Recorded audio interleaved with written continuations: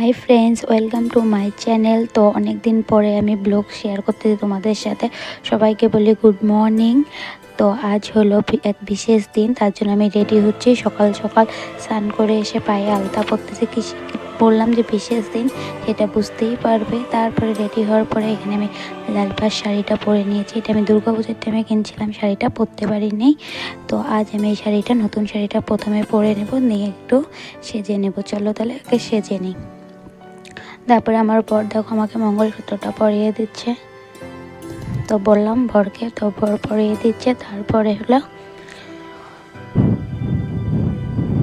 তো আমাকে কীরকম লাগতেছে প্লিজ কমেন্টে জানাই। তারপরে বললাম তো সিঁদুরটাও পরিয়ে দেবো, সিঁদুরটা কেন বাকি রাখবে, সেই 1 বছর আগে পরিয়ে দিয়েছিল, আবার সেই দিনটা আজকে চলে এসেছে, তো সিঁদুরটা পরিয়ে দাও। তারপরে আমি বরকে একটু জড়িয়ে ধরলাম। তারপরে বরকে জড়িয়ে ধরার পরে আমি ঠাকুর ঘরে চলে আসলাম, ঠাকুর প্রণাম করে নিলাম। এদিকে আর হলো শাশুড়ি মা সব কিছু রেডি করে রেখে দিয়েছিলো। এখন আমি পাগলা বাবার মন্দিরে যাব পূজা দিতে। জানো তো অনেক দিনের ইচ্ছা ছিল পাগলা বাবার মন্দিরে যাওয়ার, আমি যেতে পারিনি।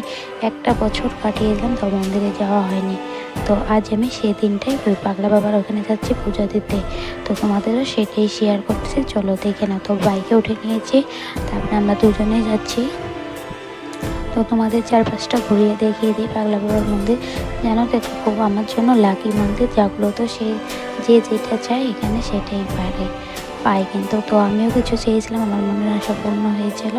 তারপরে পুজো দেওয়ার পরে দুজনে একটু ফটো উঠে নিলাম। তারপরে চারপাশ মন্দিরটা তোমাদের ঘুরিয়ে দেখাচ্ছি। তো দেখো আমার বর কোন সাইডে যে দাঁড়িয়ে আছে। তো বলতে যে তোমার যা খুশি তুমি করো, আমাকে ডিস্টার্ব করবে না। আমি বললাম ঠিক আছে। তারপরে বাড়িতে আসলাম। বাড়িতে আসার পরে সকাল সকালে আমার শাশুড়ি মা হলো ধানদুব্বা দিয়ে আশীর্বাদ করে নিল। কেন বলো তো, আজকে এলো আমাদের বাংলার ডেট, কালকে হলো ইংরাজির ডেট। তো আমরা সন্ধ্যাবেলা আজ কোনো অনুষ্ঠান করবো না, যেন আজই ধানদুব্বা সকালেই আমাদের আশীর্বাদ করে দিল। তো প্রথমে আমার বরকে করছে, তো আমি ক্যামেরা ধরে রেখেছি মোবাইলটা, ওর জন্য আমাকে দেখতে পাচ্ছ না। তো বরের যখন হয়ে যাবে আশীর্বাদ করা, তারপরে হলো আমাকে করবে, তখন আমার বর মোবাইলটা ধরবে। তো বাড়িতে কেউ লোক নেই, তো কীভাবে কে মোবাইলটা ধরবে, ওর জন্য দুজনকে একসাথে দেখাতে পারছি না। আর আজকে আমরা কোনো অনুষ্ঠান করবো না রাত্রে, তো 2 দিন পর করব। চলো দেখি তাও কী করা যায়। তো আজ হলো মন্দিরে চলে গেছি, কাল হলো কেক কাটবো, তারপরের দিন পার্টি দেবো। তো 3 দিনের অনুষ্ঠান। তো হলো বরের আশীর্বাদ হয়ে গেলো। তো এখন দেখো আমাকে করতেছে। তো আমাদের ঠাকুর ঘরেই আশীর্বাদ করে, তো বড় করে করা হয় না। তো আমি যখন নতুন বউ হয়ে এই বাড়িতে এসেছিলাম, তখন আমাকে ঠাকুর ঘরে প্রথমে নিয়ে গিয়েছিলো, সেখানেই ধানদুব্বা দিয়ে আমাকে আশীর্বাদ করেছিল। তারপরে আমাকে বড় ঘরে নিয়ে এসেছিলো। তো দেখো আমাদের শাখা ফলার মতোও দিয়ে দিল একটু ধানদুব্বাটা।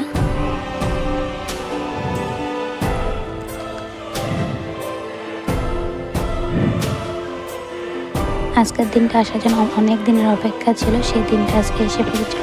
কীভাবে যে 1টা বছর আমি এই বাড়িতে কাটালাম সেটা আমি বুঝতেই পারলাম না। তো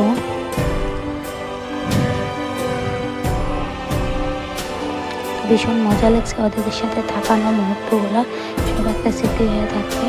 তো বেশি কিছু করবো না, তোমরা জানো আমার মনটা বেশি ভালো না, তার জন্য যেটা না করলে না হয় সেটাই করতেছি। তো সেইভাবে আমি ধুমধাম করে বিবাহবার্ষিকটা আমরা পালন করবো না। আর এতটাই তারপরে 3 জনে মিলে একটু ছবি উঠে নিলাম। তারপরে হলো সকালে জলখাবার করেছি পুরি আর পায়েস, সেটা সকালের জন্য জলখাবার করে তারপরে হলো ব্যাগ করে রেখেছিলাম। তো এটা হলো পরের দিনের রাত্রের ভিডিও। তো আজ হলো আমাদের বাড়িতে ননদ আর ননদের জামাই এসেছে জন্য আমরা কেক কাটতেছি, নাহলে সেটাও হতো না। তো ওরাই আমার ননদের জামাই জোর করে বললো যে আজকে কেক কাটো। তো তোমাদের সাথে ওই জন্য সারাদিন আর কিছু করতে দেখাতে পারলাম না। তো এখন ডাইরেক্ট আমি পরের দিন রাত্রে এটা করতেছি। তো দেখো আমার শাশুড়ি এখানে ঝাড়বাতি নিয়ে এসেছে। আর ননদের জামাই বলতেছে চলো বৌদি তোমাকে একটা ফটো নিয়ে, খুব ভালো লাগতেছে তোমাদের দুজনকে। তারপরে ভাগ্নিও বললো যে মামি আমিও তোমাদের সঙ্গে ফটো উঠবো, কেক কাটবো। তো বললাম ঠিক আছে এসে পড়ো মিডিলে। তো আমরা সবাই 3 জনে মিলে ফটো ওঠার পরে বাড়ির সবাই আমাদের সঙ্গে একটা একটা করে ছবি তুলে নিল সবাই। তো হাজার খুশির মতো মন খারাপটা থেকে যায়, ওই জন্য বেশি খুশি করতেও পারি না, কিছু ভালো না। তোমাদের সাথে তো অনেকদিন ধরে ওইভাবে ব্লগও সারা হয় না, কোনো রিলও সারা হয় না। তো আজ ভাবতেছি এটাই শেয়ার করবো। তো বাদ বাকি আর কিছু করতে পারিনি। তো তো এখন কেকটাই জাস্ট কাটতেছি, ভাগ্নিও সাথে কাটবে আমাদের সঙ্গে। তো ভাগ্নিকে নিয়ে কেকটা কাটতেছি। তো দেখো কেকটাও কিন্তু আমার পছন্দ হয়নি, কিন্তু করার উপায় নেই কিছু। তো আমাদের এইভাবে কোনো করার কোনো কথাই ছিল না। হঠাৎ করে আমার পর টিউশন থেকে আসার পথে 8:30 টিউশন ছুটি হয়েছে, তখন কেক নিয়ে গেছে। যায় দেখে কেকের দোকানে কেকই নেই, 3টা মাত্র কেক আছে, ভালোই লাগে না। তারপরে তাও এটা নিয়ে আসলো কেক, জানে আমরা কিছু করবো না। তো এখানে ননদ জামাই ছাড়তেছে না, চলো কেক কাটবো, আমরা এসেছি। পরে কেকটা কেটে সবাইকে কেকটা দিল। তার মধ্যেও আমার বর আমার জন্য বলে কিছু কিনেছে, তো ওইভাবে কিছু কিনে নিই। তো আমি প্রথমে পায়েসটা খাওয়াই দিচ্ছি। তো মানুষের বিবাহবার্ষিকী অনেক সুন্দর করে হ্যাপিলি কাটায়, আমরা সেভাবে কাটাই না, জাস্ট কোনো রকম করেছি, না করলে না হয়। তো এই বছরটা নিয়ম করে রেখে দিলাম, সামনের বার যদি ভালো থাকি ভালো মতন বিবাহবার্ষিকী পালন করব। তারপরে দেখো আমার ননদের তামসা আমাকে কিভাবে ক্রিম দিয়ে করতেছে। তো আমিও চুপচাপ দাঁড়িয়েছিলাম, দেখো কত কে দেবে। তবে আমার বরকেও আমি এখানে বসিয়ে নিয়েছি, বসিয়ে বললাম যে তুমি আমাকে দিতেছো, আমিও দাঁড়াও তোমার দাদাকে ভূত বানাচ্ছি ক্রিম দিয়ে। তারপরে দিলাম।